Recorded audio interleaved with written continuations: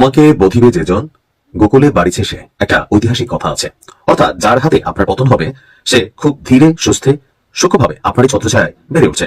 রুমিন ফারহানা থেকে শুরু করে বিএনপির হেভিওয়েট নেতাদের নমিনেশন দেয়নি দলটি। অনেকে যেমন এতে অবাক হয়েছিল, নিজের পায়ে কি নিজেই কুড়াল মারছে বিএনপি। অনেকে আবার নিশ্চিত ছিলেন যে বিএনপির এটা কৌশলই ছিল, যাতে সেই হেভিওয়েট প্রার্থীরা স্বতন্ত্র হিসাবে নির্বাচন করে জয়ী হয়ে পরে আবার মূল দল অর্থাৎ বিএনপিতে যোগ দিতে পারে। মাঝখান থেকে মিত্রদেরকে বোঝানো গেল আমরা চেষ্টা করেছিলাম, কিন্তু দিন শেষে সেই বিদ্রোহী প্রার্থীরাই হয়েছে এখন বিএনপির গলার কাঁটা। জাতীয় সংসদ নির্বাচনের দামামা বেজেছে দেশ জুড়ে। রাজনৈতিক মেরুকরণের এই সন্ধিক্ষণে বাংলাদেশের জাতীয়তাবাদী রাজনীতির অন্দরমহলে এক অদ্ভুত অস্থিরতা বিরাজ করছে। বিশেষ করে বিএনপির দীর্ঘ প্রতীক্ষিত নির্বাচনী যাত্রায় বাধা হয়ে দাঁড়িয়েছে তাদেরই এক সময়ের বিশ্বস্ত সহচররা। বিএনপির বহিষ্কৃত এবং সাবেক নেতাদের স্বতন্ত্র প্রার্থী হওয়ার হিড়িক শুধু দলের শৃঙ্খলাকেই বৃদ্ধাঙ্গুলি দেখায়নি, নির্বাচনী মাঠে এক নতুন সমীকরণেরও জন্ম দিয়ে দিয়েছে। সারা দেশে ৭৮টি আসনে বিএনপির বিদ্রোহীরা এখন বুক চিতিয়ে লড়ছেন। এই বিদ্রোহীরা বিএনপির জন্য কতটা মাথা ব্যথার কারণ হবে তার চেয়েও বড় প্রশ্ন হয়ে দাঁড়িয়েছে এই সুযোগে জামায়াতে ইসলামী কতটা লাভবান হয়ে যাচ্ছে। রাজনৈতিক বিশ্লেষকরা বলছেন জামায়াত যেন ওঁত পেতেছিল এই মুহূর্তটির জন্য। তারা এখন বিএনপির ফেলে দেওয়া কাঁটা দিয়েই বিএনপিকে বিদ্ধ করার কৌশল নিয়েছে। অর্থাৎ বিএনপির ভোট ব্যাংক যখন তাদেরই বিদ্রোহীদের কারণে ভাগ হয়ে যাচ্ছে, তখন সেই ফাঁক দিয়ে জয়ের বন্দরে পৌঁছে যেতে চাইছে জামায়াত জোট।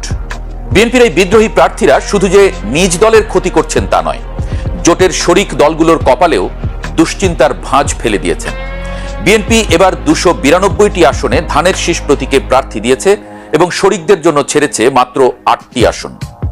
এই সীমিত আসনের মধ্যেও আবার নানা বিতর্ক তৈরি হয়েছে। যখন যোগ্য ও ত্যাগী নেতাদের বঞ্চিত করে প্রবাসী বা নিষ্ক্রিয় নেতাদের হাতে ধানের শীষ তুলে দেওয়া হয়েছে, তখনই বিস্ফোরণ ঘটেছে তৃণমূল বিএনপিতে। ঝালকাঠি, নাটোর, শেরপুর বা কুমিল্লার মতো জেলাগুলোতে বিদ্রোহীদের একটি অংশকে সাময়িকভাবে শান্ত করা গেলেও অধিকাংশ আসনেই বিদ্রোহী প্রার্থীরা অনড় অবস্থানে আছেন।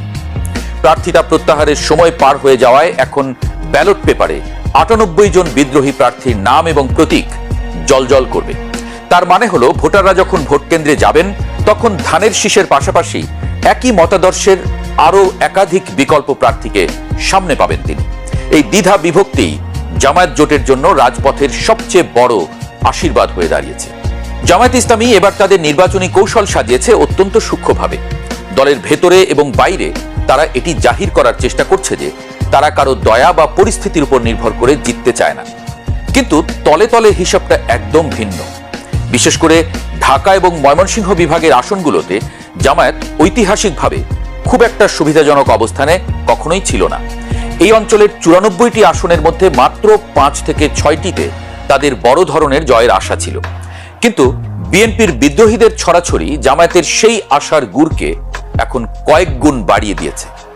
এই দুই বিভাগের ৩৫টি আসনে বিএনপির বিদ্রোহীরা নিজেদের জয় নিশ্চিত করতে না পারলেও ধানের শীষের অন্তত ১৫ থেকে ২০% ভোট কেটে নেবেন এটি প্রায় নিশ্চিত।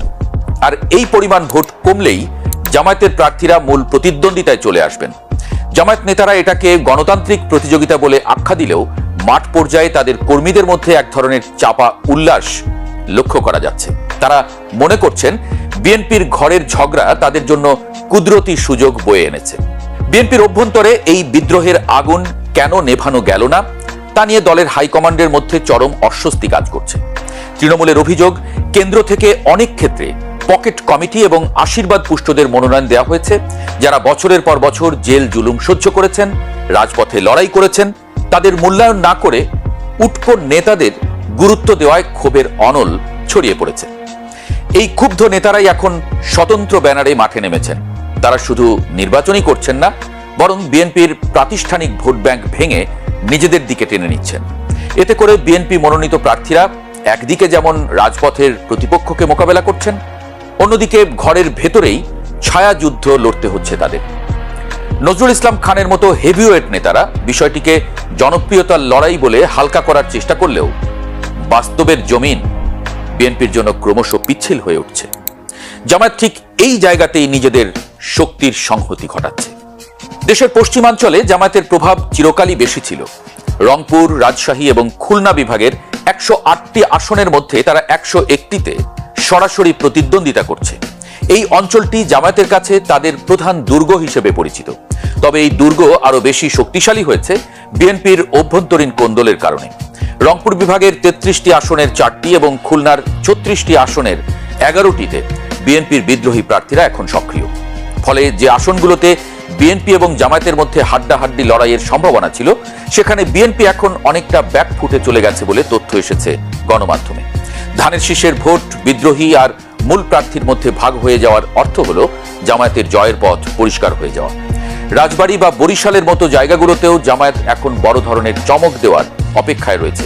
তাদের এই কৌশলী জয়ের স্বপ্ন বিএনপির বিদ্রোহীদের মাধ্যমেই পূর্ণতা পেতে যাচ্ছে। ময়মনসিংহ বিভাগে জামায়াতের কোনো আসন জেতার রেকর্ড না থাকলেও এবার তারা খুব গুরুত্ব দিয়ে মাঠ সাজিয়েছে। শেরপুর 1 এবং ময়মনসিংহ 6 আসনের মতো জায়গাগুলোতে জামায়াতের নিজস্ব একটি শক্তিশালী ভোট ব্যাংক গড়ে উঠেছে। বিশেষ করে শেরপুর 1 আসনে বিএনপির বিদ্রোহী প্রার্থীর সরব উপস্থিতি জামায়াত প্রার্থী রাশিদুল ইসলামকে বাড়তি মাইলেজ দিচ্ছে। সেখানে বিএনপির মূল প্রার্থী ডাক্তার সানসিলা জেবরিন প্রিয়াঙ্কার জন্য এখন লড়াইটা অস্তিত্ব রক্ষার, কারণ তার নিজ দলেরই সাবেক নেতারা এখন তার প্রধান শত্রু হয়ে দাঁড়িয়েছেন। জামায়াত এই সুযোগে নিজেদের সুসংহত ভোটারদের ব্যবহার করে জয় ছিনিয়ে আনার স্বপ্নে বিভোর। ঠিক একইভাবে ঢাকা 14 আসনে বিএনপির কোন্দল এমন পর্যায়ে পৌঁছেছে যে গুম হওয়া পরিবারের প্রতিনিধি সানজিদা ইসলাম তুলির জন্য পথটা সংকুচিত হয়ে পড়েছে। সেখানে জামায়াত প্রার্থী ব্যারিস্টার আরমানের গ্রহণযোগ্যতা বাড়ছে কেবল বিএনপির 2 প্রার্থীর লড়াইয়ের কারণে। জামায়াতের শরিক দলগুলোও এই নির্বাচনী বৈতরণী পার হওয়ার জন্য বিএনপির বিদ্রোহীদের উপর ভরসা করছে। এনসিপি, বাংলাদেশ খেলাফতে মজলিস এবং এবি পার্টির প্রার্থীরা যেখানে লড়ছেন, সেখানেও বিএনপির বিদ্রোহীরা ত্রাতা হিসেবে আবির্ভূত হয়েছেন।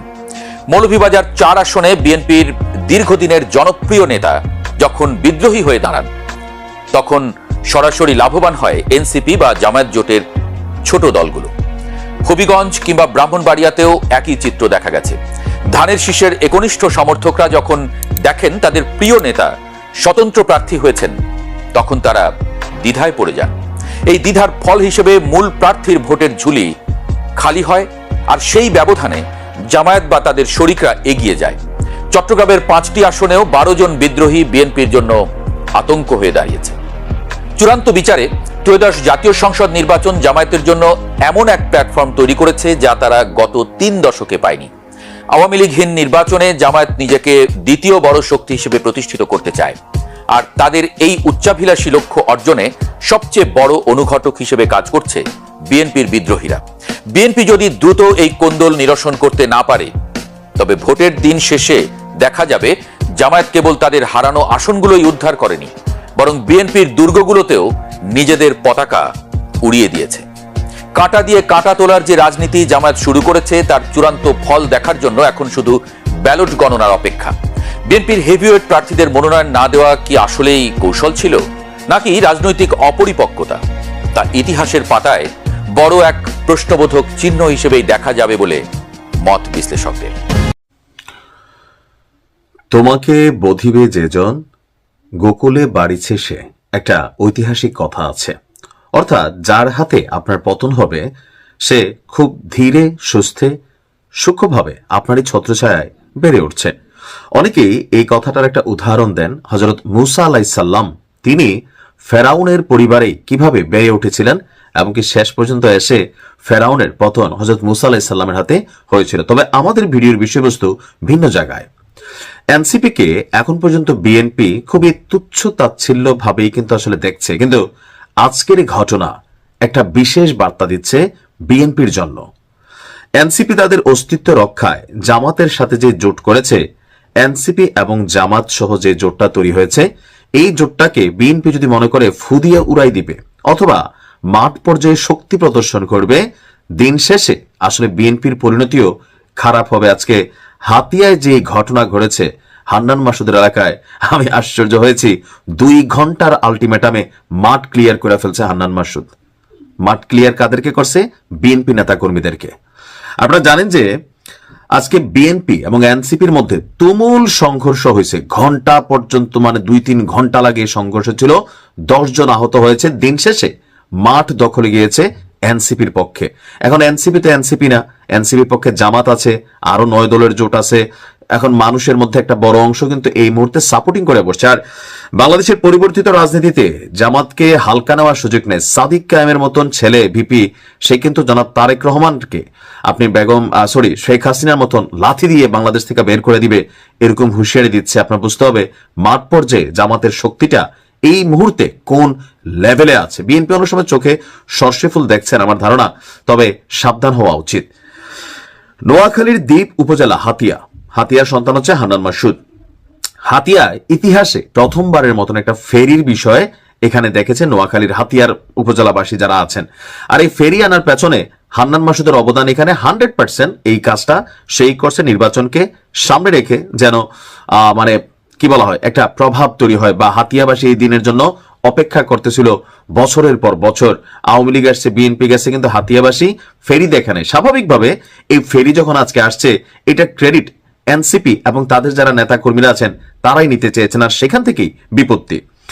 হাতিয়ায় ফেরি উদ্বোধনী অনুষ্ঠানকে কেন্দ্র করে বিএনপি এবং এনসিপি সমর্থকদের মধ্যে দফায় দফায় ধাওয়া পাল্টা ধাওয়া সংঘর্ষের ঘটনা ঘটেছে।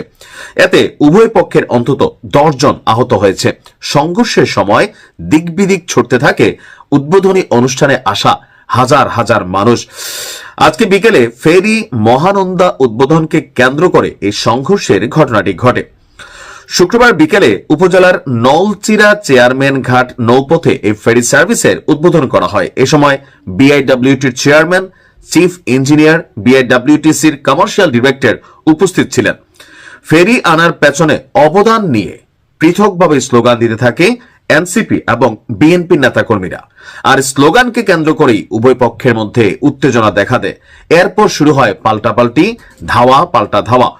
এক পর্যায়ে ইটপাটকেল নিক্ষেপ এবং হাতাহাতির লাঠালাঠির মধ্যে তা গড়ায়। হাতাহাতি এবং ইটপাটকেলের আঘাতে ব্যাপক পুরুষ নারী আহত হয়েছেন। তৎক্ষণাৎ পরিস্থিতি নিয়ন্ত্রণের চেষ্টা করে নৌবাহিনী এবং পুলিশ সদস্যরা। হাতিয়া দ্বীপ সমিতির সভাপতি বলছেন, এটি হাতিয়ার ইতিহাসে একটি মাইল ফলক ছিল, কিন্তু দুর্ভাগ্যজনকভাবে রাজনৈতিক দলাদলির কারণে জিনিসটা আসলে নষ্ট হলো। ওসি সাহেব বলছেন, পরিস্থিতি মোকাবেলার জন্য অতিরিক্ত পুলিশ মোতায়েন করা হয়েছে।